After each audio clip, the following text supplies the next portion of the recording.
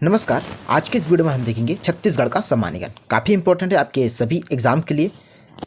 तो चलिए देखते हैं पहला प्रश्न। 1948 में निम्न में से किस देशी रियासत को दुर्ग जिले में नहीं मिलाया गया था? तो इसका आंसर है बालोद। बालोद को नहीं मिलाया गया था। और देखिए दोस्तों, बालोद इसलिए है क्योंकि यह देशी रियासत था ही नहीं। कुल 14 देशी रियासतें थीं और भारतीय संघ में जो पहला देशी रियासत था जो शामिल हुआ था वो छत्तीसगढ़ से था, खैरागढ़, और अंतिम जो था बस्तर। टीन के उत्पादन और भंडारण में छत्तीसगढ़ का कौन सा जिला अग्रणी है? तो यह है दंतेवाड़ा। ऑप्शन बी इसका राइट आंसर हो जाएगा, दंतेवाड़ा। कौन सा विद्रोह चालुक्य वंश के पतन के लिए उत्तरदायी है? तो इसका आंसर होगा ऑप्शन सी, हलवा विद्रोह। हलवा विद्रोह जो है चालुक्य वंश के पतन के लिए उत्तरदायी है। और हलवा विद्रोह जब कब हुआ था? तो 1774 में हुआ था। और इसी विद्रोह के समय बस्तर में मराठा शासन का प्रारंभ हुआ था और कोटपाट की संधि हुई थी।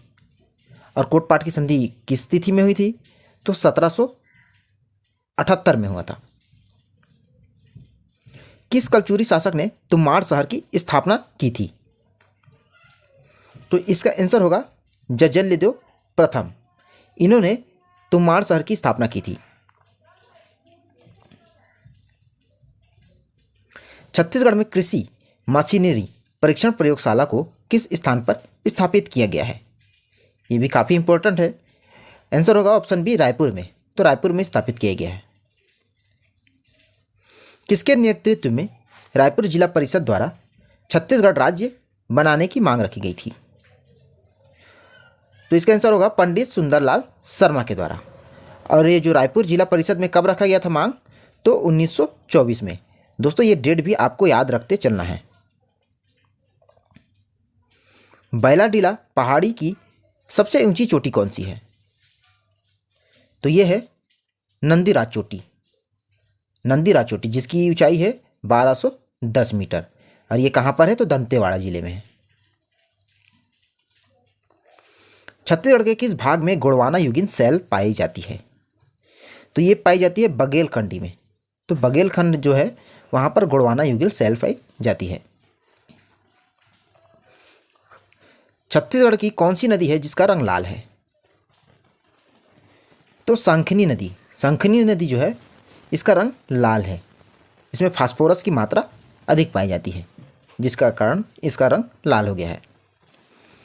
जैविक खेती योजना के अंतर्गत छत्तीसगढ़ का कौन सा जिला पूर्ण जैविक जिला के रूप में शामिल नहीं किया गया है? तो राजनांदगांव हो जाएगा। ऑप्शन बी इसका राइट आंसर, राजनांदगांव। छत्तीसगढ़ में गोधन न्याय योजना का प्रारंभ किस वर्ष हुआ था? किस पर्व में हुआ था?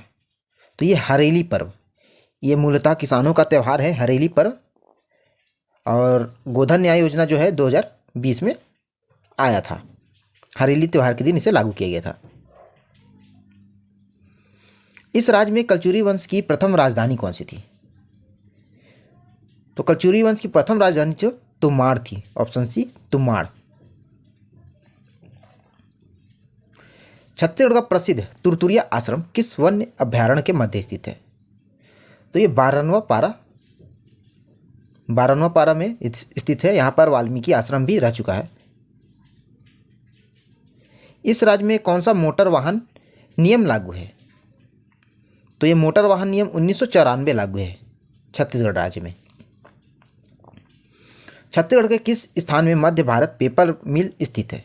तो ये चांपा में स्थित है। और मोहन जूट आपको याद होगा वो रायगढ़ में है। एकमात्र जूट उद्योग है छत्तीसगढ़ का जो कि रायगढ़ में है। फिलहाल इस क्वेश्चन का जो आंसर है वो है चांपा।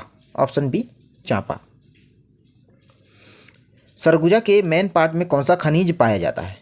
तो वहाँ पाया जाता है बक्साइट। मेन पार्ट में बक्साइट पाया जाता है। छत्तीसगढ़ राज्य के महाधिवक्ता को खालिस्तान के द्वारा नियुक्त किया जाता है।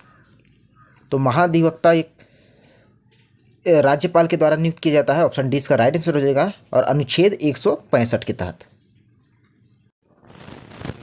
18वां प्रश्न, छत्तीसगढ़ी रामायण पुस्तक किसने लिखी है?